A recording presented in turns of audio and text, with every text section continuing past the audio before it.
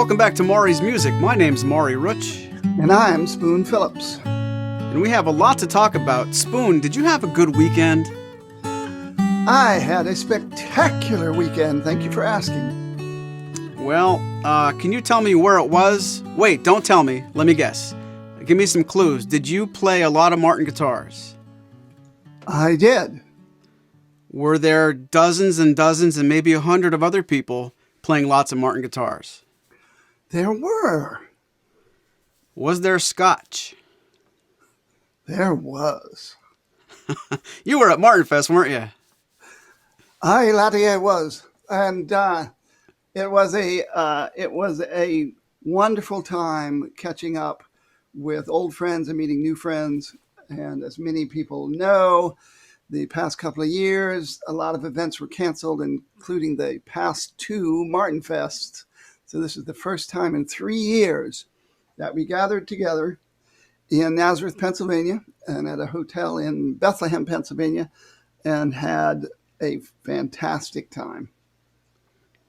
Well, besides Paula's cookies on Sunday night, can you tell me what your most favorite meaningful moment was? Or is it too hard to say?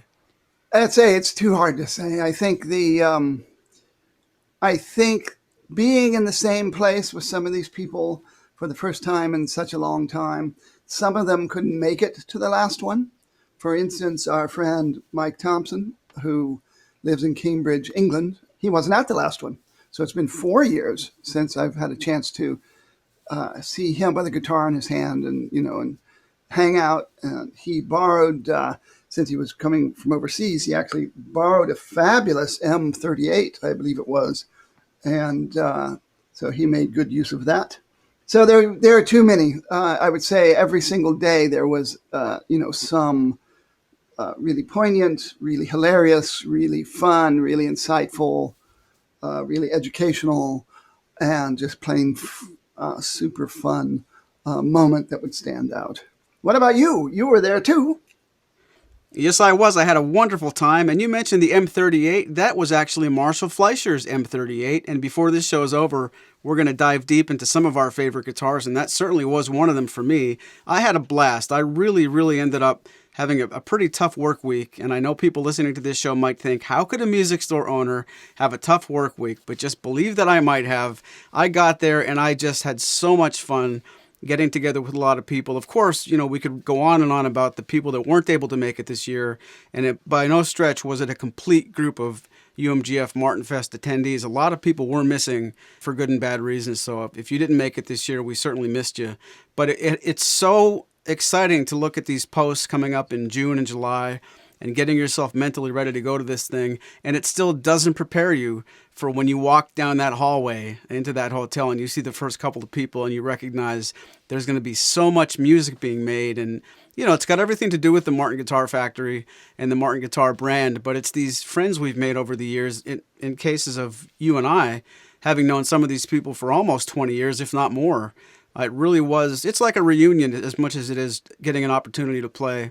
And I really had a blast, but I'm the same way. I probably couldn't nail down one specific perfect moment, but one of the top moments would have to be Dick Boak showing up on Friday night with a lot of his new creations, including that little Aardvark guitar, and not just showing his stuff off on tables, and he was actually playing guitar with us. And I didn't catch the beginning, but he sat down with Marshall and had a really nice jam session with him for at least a half an hour. And I know I caught some of it, but that was probably one of the highlights, at least on the first day.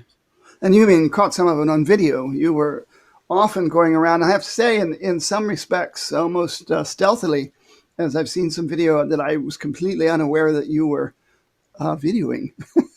But yes, Dick, and for those who are not that familiar with Dick Boak, he spent over 30 years at Martin Guitars, ended up as the head of artist relations. He started out as a draftsman there. And used to run the original Woodworkers Connection, was in charge of the very first gift shop, worked his way up to being head of artist relations, and was the guy that helped design artist signature models for many of the biggest Martin players in the world in terms of fame and fortune. And in his later years was in charge of the museum and the Martin archives. He's been retired now for a few years. and has gone back to making his own guitars. And there was a 12 fret, basically 12 fret double O in amazing koa, three-dimensional, that kind of rippling sand look that no photograph does justice to, that when you turn in the light certain ways, it looks like little canyons and little mountains of sand. And in this case, sort of honey amber sand because it was koa. Just spectacular. And that was gifted to him, and I don't remember by whom, by who, but basically it was a spectacular set that was gifted to him by one of the major wood dealers that Martin does, that sources wood from Martin. But I think everybody agrees what you called the aardvark guitar. There was this instrument that looked similar to like a Weisenborn style Hawaiian guitar, or similar to what people call a Renaissance guitar. Martin had made at least one that's in the museum. And so it has almost no upper bout. It's got a bottom bout. It's about a 00 size body. And as it comes out of the waist, there's just a very little bitty shoulder, and then it goes up into kind of a long, slender neck, similar to a Weisenborn. And Dick explained that it was not inspired by the Renaissance guitar, nor was it inspired by a Weisenborn design. He had a beautiful set of solid ziricote, and unfortunately, it had cracks on either side of this amazingly gorgeous, highly figured, book-matched ziricote. And so he just basically drew a body shape that cut out where those cracks were, that wouldn't allow him to have a full-size upper bout. And our friend John Hall, Blue Creek, he made a mold based on the drawing for, Dick said, like in 5 minutes, put together the mold for the sides, and Dick took it home and made this guitar. And it was amazing, the sound of this thing, really full bottom end and really lush rosewoody sound. And I didn't want to put it down, and I'm sure, someday he may accept an offer for it. It also had wooden ribs inside, which I thought were interesting, very slender, about as slender as a drinking straw, or a little slender, more slender, is what was supporting the sides. So little round wooden ribs. I thought that was a really interesting touch. So, but yes, he had, I think, 8 guitars there that he created himself, and people really had a great time playing those, including me. I had a feeling you might have fun playing that, and it was really great to see him there. Dick, if you're listening, thank you very much again, not only for coming to this past Martin Fest, but I think you've been to every single one. And if you guys listening to this program dive deep enough on Google, you might find a picture of Dick Boak playing with me and Mikey Buno on the very first Martin Fest on the porch steps at Nazareth Burroughs log cabin, we called it. And I just knew immediately this was going to go on for about 20 years. And I'm going to talk about this on a podcast someday. It was just one of those special moments. Yeah, it's funny you should say that, because I think the photo there are multiple photos, but I think the photo you're thinking of is one that I actually took, that then put up in slideshows over the years of Martin Fest. And most of us had not met. Some of us had met at a smaller gathering, or a couple of smaller gatherings in New Jersey prior to the first, what we now call Martin Fest. And as I was approaching the cabin in Borough Park there, we have to go up this hill. Sure enough, what I hear is, as we're coming up from the parking lot, is I pulled into Nazareth feeling half past dead, and people starting to play the weight. And I came up, and there was Mike, who I had never met, didn't know. There was Maury Rutch, who I had never met, didn't know. And Dick Boak, who I had never met in person, but I certainly knew who he was and had spoken to him on the phone multiple times. And Dick was playing lead guitar and playing a solo by the time I got up there. So very memorable moment. Here we are 22 years later and 20 Martin Fests later. I think Dick really did come to, there may have been one year where he was out of the country, but certainly more than anybody else involved in Martin Guitars, he was always there. Back when he would have the softball game, he'd come out and watch the softball game. He was always a major supporter of the Unofficial Martin Guitar Forum and Martin Fest. And that same night, one of our guest artists, Robert Bolin from Southern Indiana, and his partner, Will Maring, did basically like a workshop for people who wanted to come in and sit down and learn a bit more about him. A lot of people who are not aren't familiar with Robert, but he is a grand champion at Winfield, the guitar contest. He is, I think, the only person in history to have placed in either first or second in both fingerstyle and flat picking. And a very humble guy, but really outrageously talented guitar player and a good singer. And Will has one of those sort of country girl voices that just makes you fall in love with it the moment you hear it.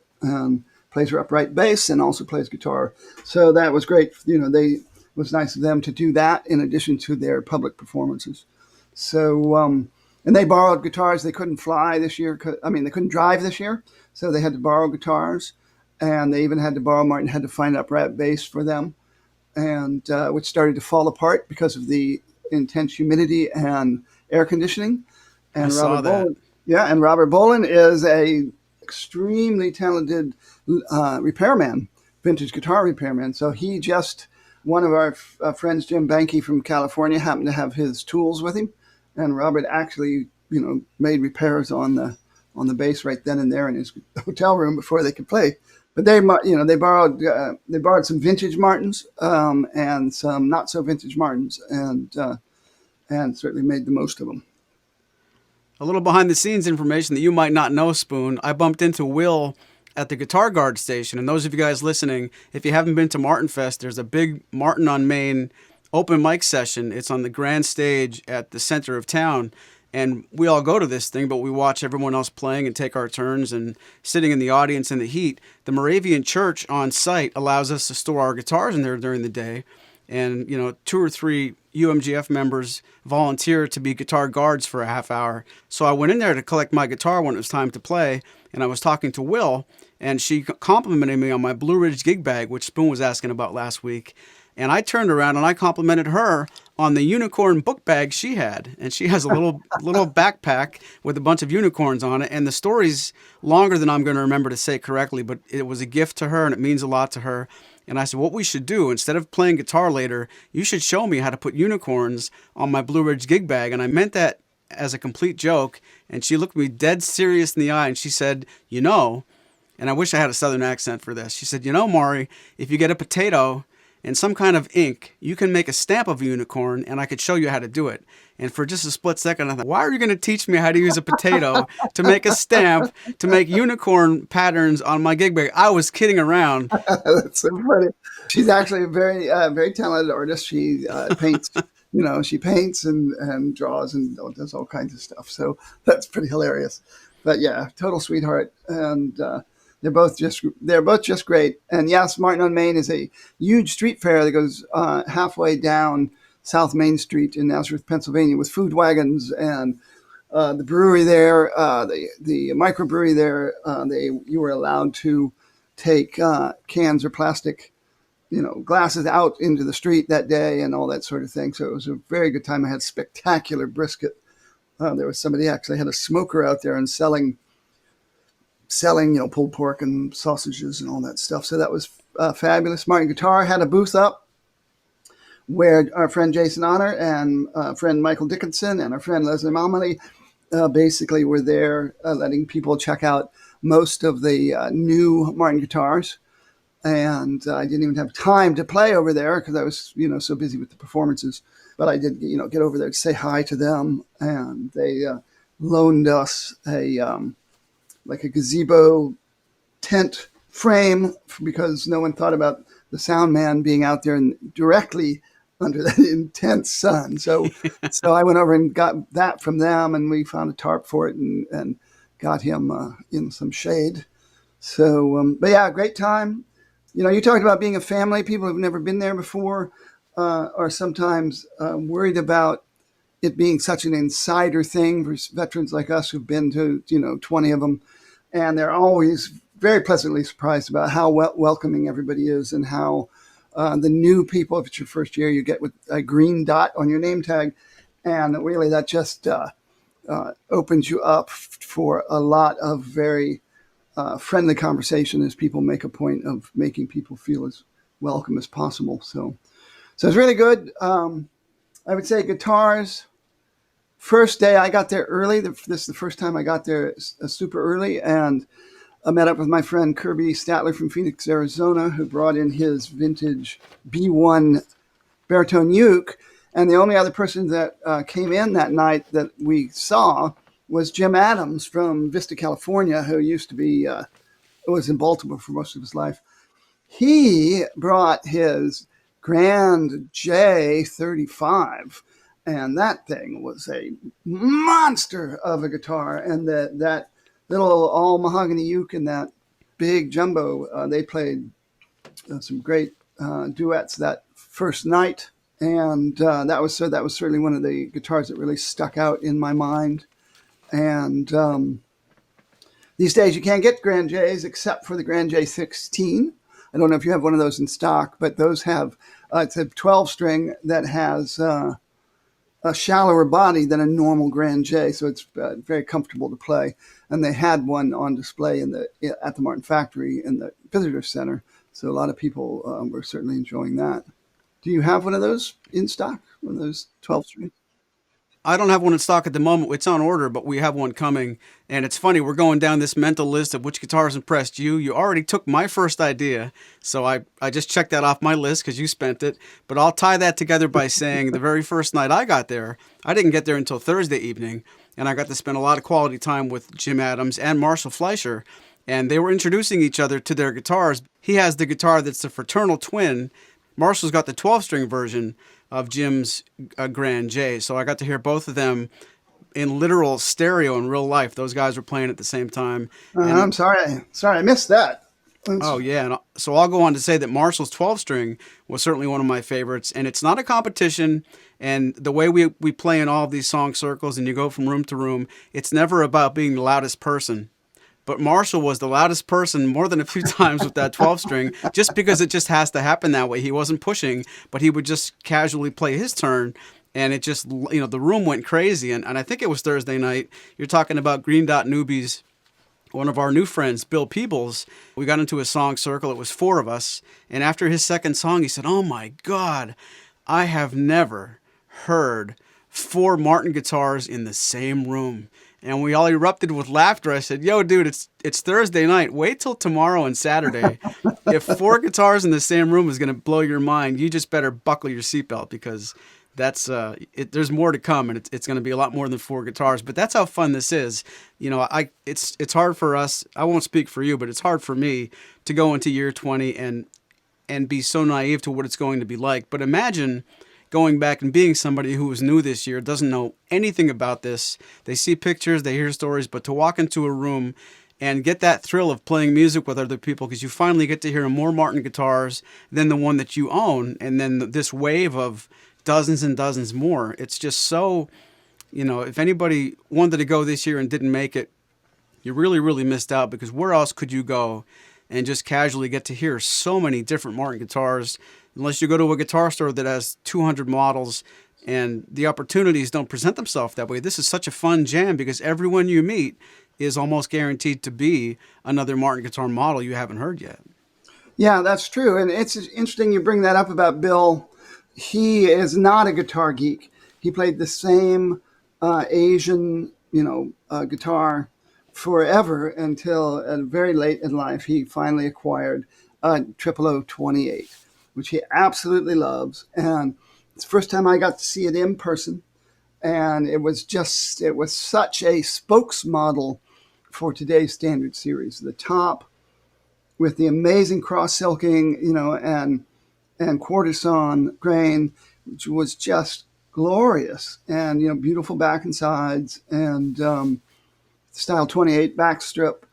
And it's, for a short scale triplo, it was room filling. And really, he really got a great one. And like I said, it really spoke volumes to me about the quality of the standard series today.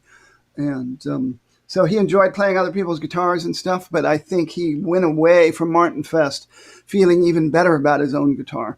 That it didn't cost $60,000, it didn't come from 1935, it didn't, this or that, but is still, an exceptional guitar that he that he can play and sometimes just marvel at the overtones and stuff, and just how different it is from his old Japanese,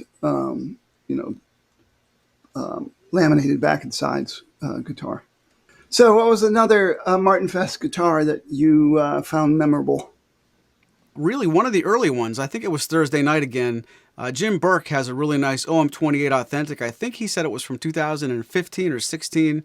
And it was kind of a tease because Martin Fest is full of moments when you're playing guitar and somebody walks past your room, not your room, but the conference room that you're in, and they kind of make this wave and they point to their guitar and they point to the wave and they're like, they're giving that signal like, do you want to play this? And I'd say, yes, I do, but I'm playing this one right now and don't go anywhere. And he would go somewhere. And maybe 2 hours later, we finally got together. He said, hey, do you want to play this? I said, yeah, I do. And it was a really, really nice OM28 Authentic. And it makes me really sad that Stan from Florida wasn't able to be here because he has a really nice one too. And what fun that would have been to play both of those back to back. And I don't mean any disrespect to Stan, but Jim Burke's kind of made me forget that I didn't see Stan's this year. It really is a very responsive guitar. We sold a lot of those when they first came on the scene, and I frankly haven't played one in about a year and a half, maybe longer. And I play so many modern deluxe guitars here, and I played a lot of OMs anyway at Martinfest. Playing his OM28 Authentic, not just that it certainly is a looker. It really, really sounded very, very vibrant. And if anybody has half a memory after that whole weekend, good for them. But I think he had retro strings on it, and it really caught my attention. Yeah, he had the Monells, and I think he had the Juber set. I think the Lawrence Juber strings, but yeah, and it's brand new to him. It was a new old stock that he found in some out of the way place, and Oh, where Stan, the man, he got his. He was the first person I knew that actually got one. So his has several years under it now, and you're right. It would have been awesome for him to have seen that again. So hopefully in the future. That was kind of fun. He could not come, so Doug Truxio, our one of the main moderators of the forum, was basically carrying Stan around on his phone, doing live, FaceTiming or whatever it was, and so he could see different rooms and at that park and all that stuff. So yeah, I got to yeah. play Jim's guitar early on. It was the first guitar that was kind of out in the public room, and when people were just first gathering.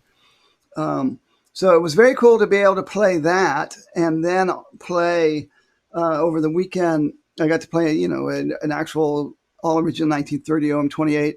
I got to play a long scale 1934 triple 028, which was basically the exact same thing as a 1933 OM28 because they changed the stamp and the model name before they changed the guitar to short scale.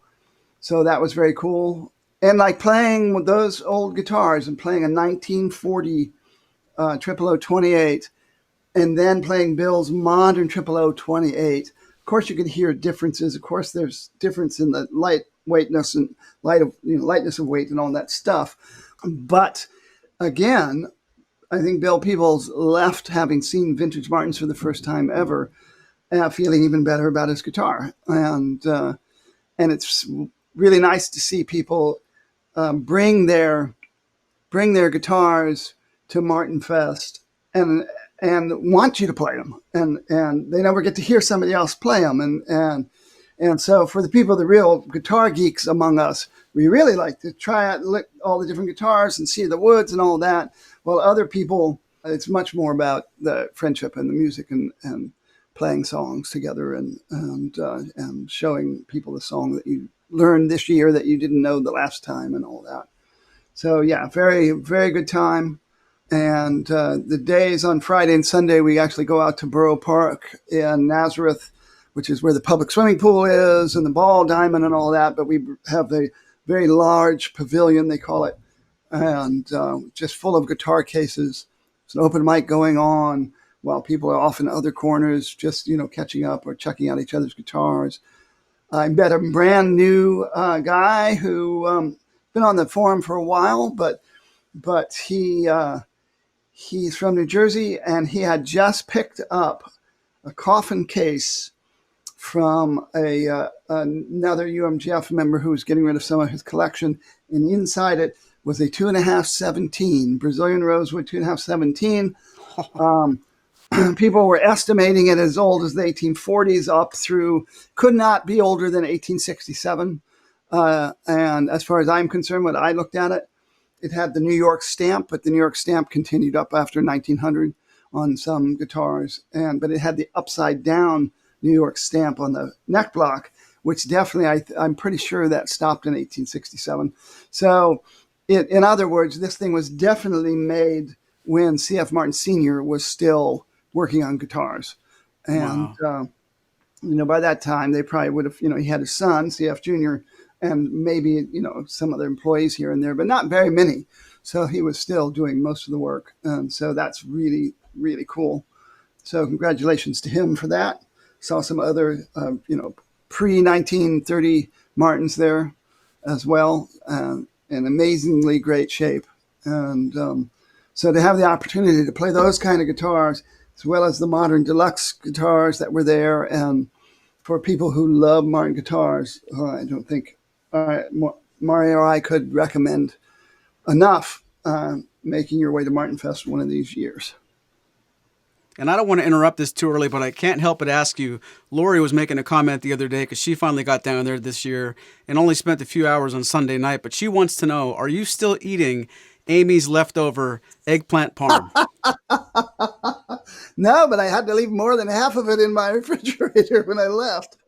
I don't know anyone else at Martin Fest who ate the same sandwich or the same meal all weekend long and still had some left over. Now that's you're exaggerating, but yes, I don't tend to go out to the big restaurants and stuff like a lot of people do. I want to be at the hotel and want to see what's going on at the hotel. And I was thinking I was going to have to get something to eat, possibly in the restaurant there, and they have spectacular hamburgers in the restaurant. And she said, well, do you want my eggplant parm? I barely touched it. And she wasn't kidding. It was as big as a dinner plate on top of spaghetti. And so I did. And I put it in a bowl and I microwaved it, and I had that. And then I had it the next night as well. And had, like I said, still hadn't gotten, between her and I, we didn't get through half of it. I have no idea where it came from, but I think every time I saw you in the hallway, are you getting any food to eat? You're like, nope, I still have that eggplant parm. God. Well, but I'll have to find out where it's from. I wonder if it's one of those places that if you eat it all in one sitting, you don't have to pay for it. Like those steakhouses. It was that big. But anyway, yes, people, that's part of it too. People going out to dinner together or just going over to, Wegmans grocery and bringing stuff back. But it's, it's part of the whole bonding process. And people brought lots of stuff. Our friend Rich Jardis from New Jersey brings these little chocolate guitars that he gets from a local candy maker in milk chocolate and dark chocolate. And I think most people have no idea who brings those every year. So I didn't. That's the mystery's been solved, and it's been Rich Jardis all this time. He was there with his 0028H that might have been a Maury's music purchase. I don't remember because that's going way back to when the 0028 had black and white line instead of herringbone and white dots on the fretboard and non-scallop braces. And Martin brought out the 0028H for a little while that gave you the herringbone that still had dots on the fretboard and scallop bracing. So he's got that. And he also eventually bought a birth year 1967 0028 that he now won't take out of the house because they've gotten so valuable now. But so it's always great to see him. And he's one of the people that has been to every Martin Fest. But he's the man behind the chocolate guitars. Jim Murphy is a really nice guy from Long Island. He brought this amazing Brie, these two wheels of amazing Brie that people enjoyed tremendously. And he had he had his pre-war D18 in tow, and also he had, what was his other guitar that he had? He definitely had an OM, but I don't remember what it was. But yeah, he played a really great version of Both Sides Now on something like that, but I forgot to ask him what the model was. Yes, he's a very talented fingerstyle player and Irish tenor. And that brie, actually, he discovered at the annual Memorial Day party of another friend of ours, Len Rosenberg, who also lives in Long Island. And he was the one that turned us all on to that brie. And he was there with his spectacular, speaking of great fingerstyle players, a spectacular converted F-size Martin. That was one of those pre-war archtops, the largest one. And it was converted into a flat top, which then makes it an M. That's where the M came from. When David Bromberg and other people, or Guthrie, people like that, were finding these old Fs and bringing them to luthiers like John Lundberg in Berkeley, California, and Matt Umanoff in New York City, and having them converted into what is now known as the quadruple O size flat top. And so he's got one of those. He didn't have it converted. He bought it that way. But he did have one of those legendary repair guys, Flip Scipio. He did extra fancy pearl inlay on it. So really great guitar, and he's totally worthy of it because he's a great Chad Atkins style, Merle Travis style finger picker. Speaking of really talented repair guys, John Hall from Blues Creek Guitars, you mentioned him a few moments ago. He had a guitar there that this program is called Martins and More, and this specific little piece of the podcast is more because the guitar I played that he brought blew my mind, and it was a Wayne Henderson. I don't know enough about that to say what exact guitar he brought. It looked like it was smaller than a Dreadnought, but he kept saying to people in the song circle, do you want to play my Hendy? Yeah, I actually have a story about that, but yeah, it's an basically an OM 18 that's made with Cuban mahogany. And when I met Wayne Henderson when he had come up for Alan St. John's book release party with the book about Wayne Henderson building what's called Clapton's guitar, I was talking to Wayne about how much he would charge, and and I was telling him how I was always a big mahogany, big fan of OM 18s, and he said that was actually his favorite too, but nobody ever asked for him. Everybody wants those big bluegrass Dreadnoughts. So I asked him how much he would, charge to make a mahogany OM, and he said, a fella gave me a bunch of this old Cuban mahogany, and I don't know if he's going to want it back after I finish his guitar. But then he gave me a quote, which was a ridiculously low price, as he does charge, but he's famous for taking years upon years upon years to make guitars for somebody. Well, so I didn't take it seriously. And sure enough, the very next guitar he made was that OM, mahogany OM, that Really? John ended up owning. Yeah. Yeah, it's a true story. And could have been mine, but yes. Oh, man. The best way to describe that from where I was sitting, and I got to hear it out in front of me several times when I finally got to play it, it has the loudest mid-range without being like honky, and most of the time when something gets a bump in the mid-range the way that does, it sounds nasal or funny, and the bass doesn't do anything. That had such a strong, powerful, low, like the A string and the D, and then not necessarily low E, but the A and the D on that guitar sounded so prominent to me. I got my one turn with it, and I was polite, and I gave it back to John, and I think when John watches me play guitar, he remembers why he doesn't have to have me play too many songs on it, but it was so easy to play and so powerful sounding. And I got caught on YouTube. Of course, I took a lot of video footage, and somebody said, "Wow, that's a great Bob Marley song," and that's not a Martin. And a Martinfest to show guitars that aren't Martins, but that guitar was certainly worthy. Yeah, there were definitely some non Martins there from small builders. But yeah, that is the OM signature thing. The dominant string on an OM is not the low E, it's the A string. And the same thing with Martin OMs, though it's not as pronounced perhaps, but you can hear it when that's why people like M's and like the grand performances, because you do get a bigger bass string out of an M or out of a grand performance than you get out of an OM. But yeah, that was a great guitar. Yeah, that's, for people who like great guitars, as Maury has just said, you'll probably never have the opportunity to be around that many amazing Martins and with some other guitars thrown in there with people that will let you play them and trade back and forth and be in the same song circle with them, or just hang out, two people at a time. And it's so it's always as educational as it is fun. And so yes, we had our friends Mitchell and Brittany, who perform as Raven and Red. They were originally one of our guest artists and have liked Martinfest so much they now come back just as participants. And they're speaking of non-Martins. He had picked up a Guild baritone guitar because he's been desperate to find one of those Martin Pete Seeger baritone guitars, and they're just not on the market, and he just can't find one. But that was an excellent guitar. And when he wasn't playing that, he was playing the D35 Maury Muleisen limited signature model that he borrowed from our friend Tony Phillips. And so they were a great addition.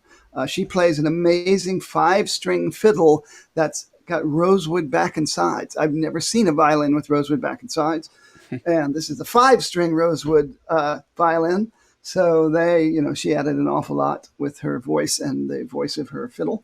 That was all great. And then, of course, our serious, world-class special guest was Lawrence Juber.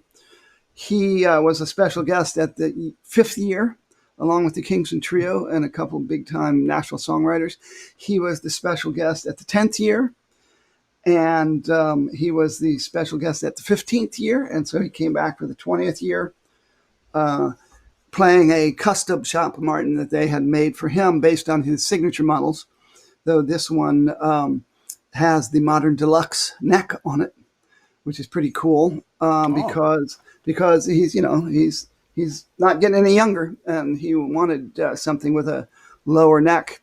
So, and he really loves it. So also Cuban mahogany and Swiss moon spruce, as they call it, because it's cut during the new moon in a special way, and which supposedly really matters because that's when the sap content of the wood is at its lowest. And supposedly, as he called it, it's kind of a natural VTS that he feels really adds some character and vibrancy to the wood when it's brand new. So that makes it sound, like it's already broken in, similar to the VTS system. So he certainly made the most of that on Saturday with his hour-long performance.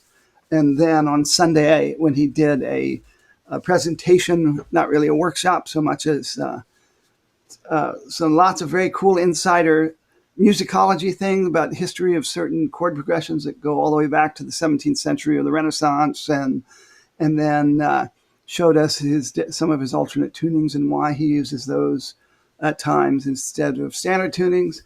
And people were asking questions, so we got to hear some origin stories of how Paul McCartney hired him to be in Wings. So that was all very cool. And Prince of a guy, so it was great to see him again after I haven't had a chance to see him since, of course, the pandemic. So, And I didn't get to hear everything he was doing on stage. Can you tell part of that Ringo Starr story? Well, somebody had asked him, is there, in the guitars that you have, is there a particular guitar that has any emotional significance? And he thought for a while, and he said, yeah, he's got a small classical guitar that is basically a 12-foot 00 size, about that, and that he's had it since he was quite young. He's somebody who fell in love with the guitar at a very young age and went to music school and was already playing professionally as a teenager in the London recording session world. And he got into Wings, and he said he had a picture of Paul McCartney playing that guitar, which is pretty cool. And later on, he was in Switzerland in a recording studio, and Ringo with Ringo Starr, and Ringo was playing that guitar very vigorously with his index finger, and somehow managed to cut his finger, and little flecks of Ringo Starr's blood got inside the guitar. So that guitar of Lawrence's now has Ringo Starr's DNA in it. So that's pretty cool. And you were talking about the early origins of Lawrence's career. They make that old joke, how do you make a guitar player quiet? Put sheet music in front of him. That doesn't work on Lawrence Juber. No. He's an absolute expert sight reader. And people, who've never heard of him have heard him a lot. He is the electric guitar and the Bond soundtrack of The Spy Who Loved Me. The bum bum bum bum bum bum bum bum bum bum bum bum. That's Lawrence. The Do that again. Guitar, bum bum bum bum bum bum bum bum bum bum bum. Happy. And Yes. The little riff, the little guitar riffs and stuff from Home Improvement, the Tim Allen show, that little Oh, guitar tag, that's Lawrence. Lots. I mean, it goes on and on and on. The movies and TV shows that he's played on as a studio musician in LA for decades now. Yes, that was great. It was a great performance. He's always great, but his original compositions are always extremely interesting. He is known even more for his amazing transcriptions, and he's now got 4 different CDs of Beatles songs. And he did a CD of Wings songs. He did a CD of Harold Arlen tunes, who wrote tons of wrote Stormy Weather, for example, the music to Stormy Weather, and those kind of songs from that era. And he really is. Dick Boak said he's met and seen countless guitarists, and he still feels that Lawrence Juber is the best guitarist he's ever encountered. So I'm always, and I didn't even know that much about him when I first bought his signature model. I bought it because it was a cutaway OM with Brazilian rosewood and sounded great, and that's when I decided to look him up, and then met him at NAMM, and then thanks to Maury's Music, who I went out with some years ago to NAMM, and this is going way back now, and and met his wife, and have since gotten to know Hope and Lawrence pretty well. He is he is somewhat reserved, as many Englishmen are, but it's not really any indication. He's very warm, very generous, very nice guy. So hopefully, now that he's a grandfather, he's not going to be traveling and touring as much. But hopefully he'll get back out east again for some shows, and it'd be great to go see him again. But really cool. we talked about Lawrence Juber playing at Martin on Main, and that was a really, really loud sound. I'm looking at my notes, and the only thing I could remember that was louder than that was Becca's D42. Did you get to hear that thing? Oh yes, of course. I got to hear it multiple times. Sometimes from directly across her in a song circle, and of course out at Martin's on Main.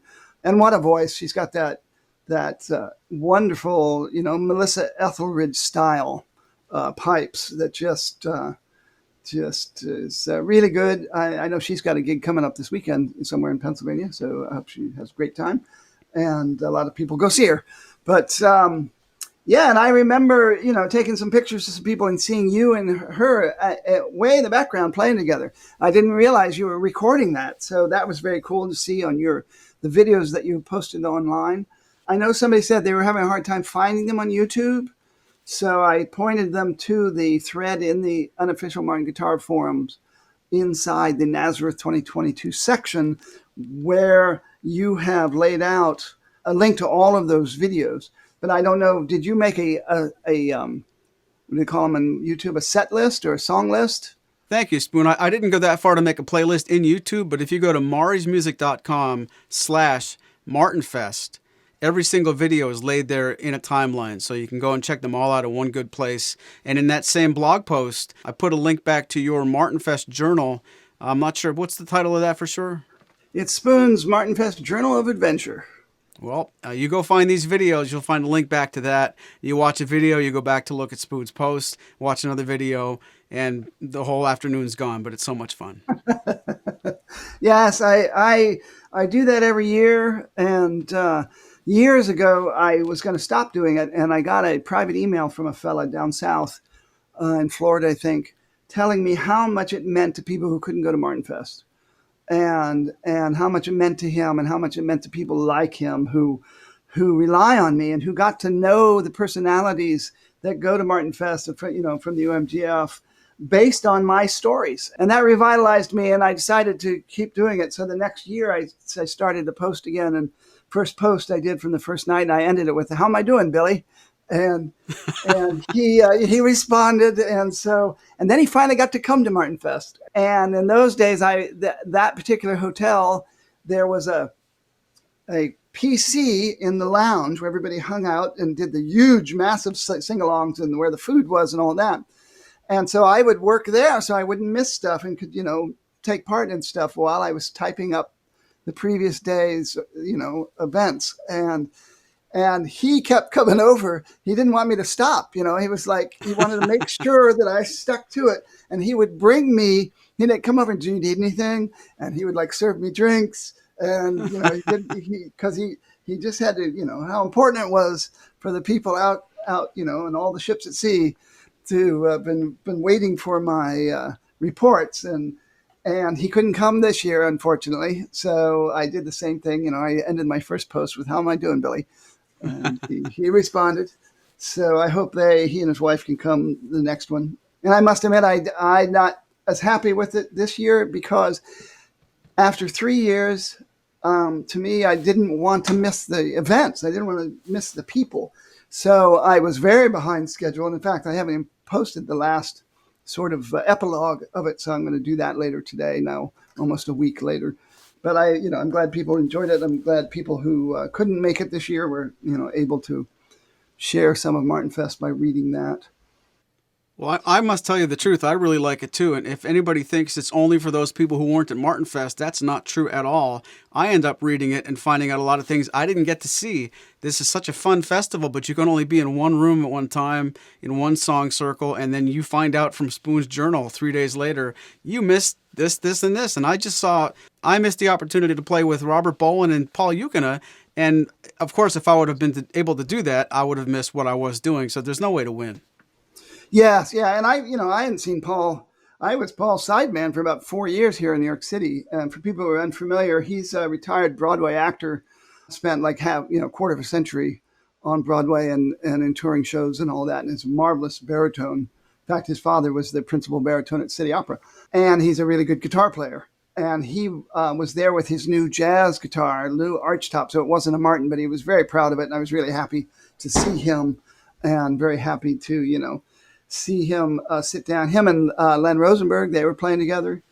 But yeah, I didn't get to see Robert. There was a whole jazz jam, as they're now calling it. I didn't see it. I was in some other room. I must admit, I missed it, and I don't know. I don't think anybody got any video of it either, which is too bad. Dang. But back when I was with the Paul Yukina Trio with Frank Krupert, the one year that we were all there, last time Will and Robert were there.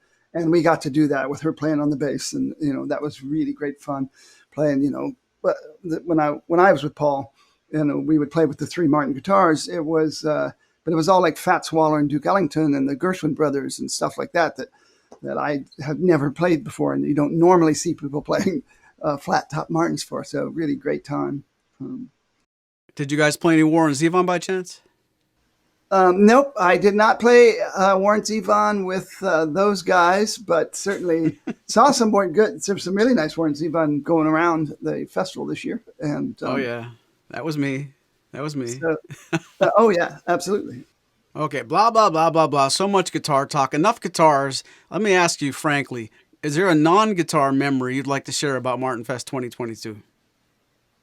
Okay, I will choose this one, which I'm rather fond of. But when we came back from Martin's on Main at the hotel, and some of us decided not to go out to the restaurants, Kirby Stadler and Diana Keller and I went over to Wegmans, which is one of those colossal grocery stores.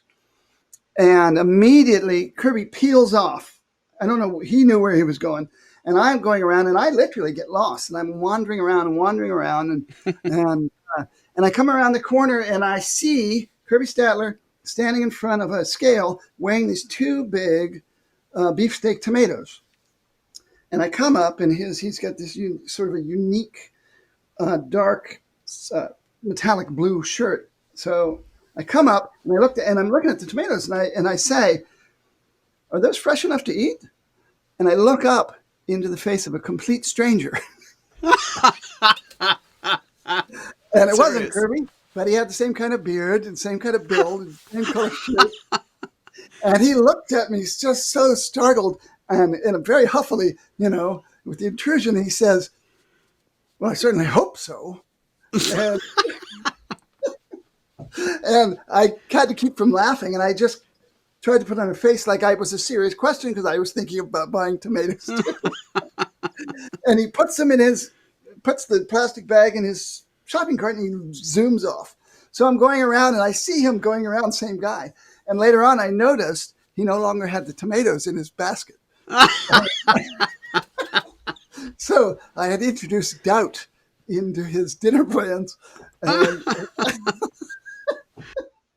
I feel terrible at the same time. I thought it was absolutely hilarious. Wait But till I tell Wegmans management about that. yeah, I'm sure those tomatoes ended up like in the protein bar section, or he just abandoned them somewhere. He probably hurled them There was somewhere. clearly something suspicious about them. So yes, that was a non-music, non-guitar memory that I will always have of Martin Fest 2022. Well, I'm so tempted to return the favor and keep the people listening laughing, but I really can't say most of this joke on the air, so I won't say it. But if you're familiar with the joke about the fish, and it's about the priest and the nun and the bishop, look that up on Google and give yourself a smile, because I got to talk to Ed Donio a couple of times in the hallway, and all we talked about were jokes. And I would say, you know what? You're always telling jokes. They're always hysterical. Let me tell you one. And I would start saying a sentence, and he would say, ant. And he would just like really quickly tell me the punchline to both of my jokes. I said, well, I give up. You've heard all the jokes ever. I can't make you laugh, but he gave me a good one. And if I could ever find a way to say it in a PG way, I'll bring it back to this show. But it's his really dry Texas delivery makes it even funnier. That's very true. Edmund Donnie from Houston, Texas. I'm Edmund Donnie from Houston, Texas, and I've never met somebody who has a greater catalog of jokes. And yes, most of them you can't say on the air, but yes, very funny guy, and a beautiful voice, beautiful singing voice. So that's a big memory too. The Saturday night when I was finally giving up, as it was nearing 3:00 in the morning, Ed had been busy being a moderator and doing stuff that was really, he had just finally started playing songs for the first time that day. So a small group of people, he was playing some, really beautiful ballads and stuff. And I later found out they were there until 4:30 in the morning, Saturday night. Wow.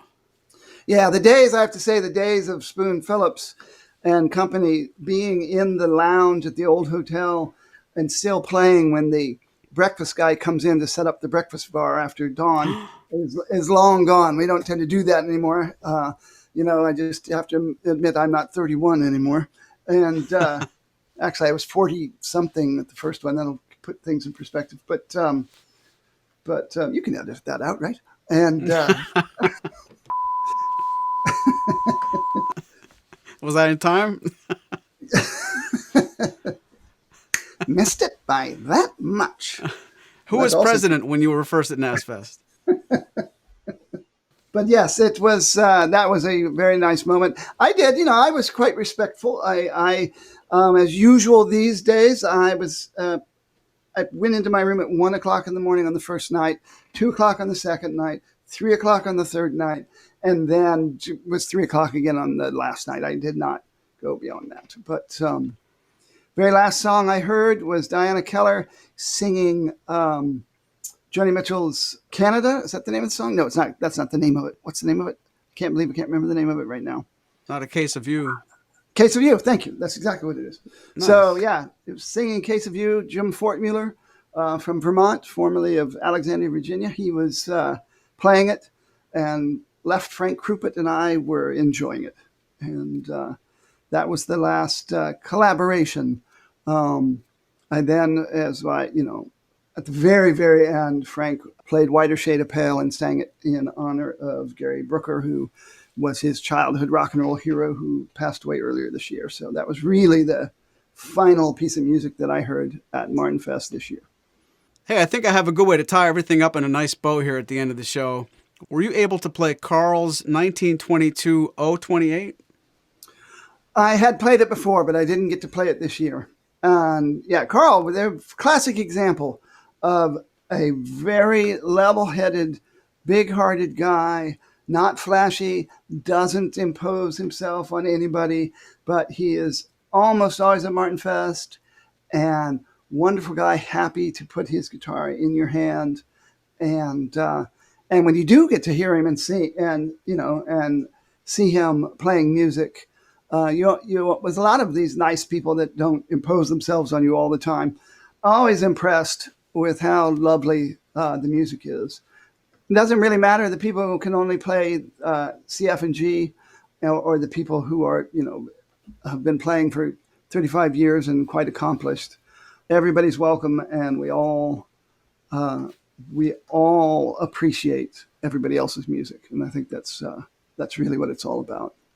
Absolutely, and well said. And it's got literally nothing to do with even if you can play guitar, just bring one. Yes, yeah, and there's people who come. Usually, they're friends or spouses of people who don't play that come, year after year because of the camaraderie and the hilarity and the bonding that happens between people. So. Well, if you're listening to this program and you were at Martinfest this year, thank you very much for spending time with us. I feel very blessed and very lucky to have made it again. I know Spoon feels the same way. If you have not been to Martinfest and you think you might want to come next year, make sure you get to umgf.org. Join the forum if you haven't already. Follow all the threads, and before you know it, it's going to be the winter time, and people are going to be talking about book your hotel. And if there's going to be a way to get on the early list for next year, you really owe it to yourself. Even if you don't live anywhere near the eastern part of Pennsylvania, it's certainly worth the time. Yes, and I think we have to, speaking of people who don't live in Pennsylvania, a big shout out to the organizers and the moderators and owners of the Unofficial Martin Guitar Forum.